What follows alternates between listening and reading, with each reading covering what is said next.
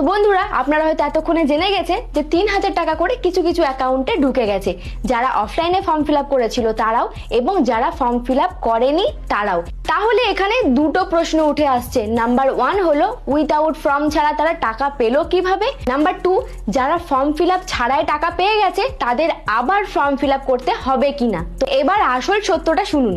যারা form fill up করেননি এবং টাকা পেয়েছেন তারা কিন্তু অন্নপূর্ণার টাকা পাননি। আগের মাসে যে লক্ষ্মী ভান্ডারের টাকা 1500 টাকা আর এই মাসে যে 1500 টাকা, সেই দুটো মিলিয়ে কিন্তু 3000 টাকা পেয়েছেন। এবার দ্বিতীয় প্রশ্নের উত্তর হচ্ছে, যারা ভাবছেন ফর্ম ফিল আপ না করে যখন টাকা পেয়ে যাচ্ছি আবার ফর্ম ফিল আপ কেন করব। সরকার কিন্তু এতটা বোকা নয়। তুমি ফর্ম ফিল আপ না করে টাকা পেয়ে যাবে তাহলে কিন্তু এত 16 পাতার ফর্ম সরকার দিত না, আর ফর্মের জন্য কিন্তু এত ভিড় হতো না।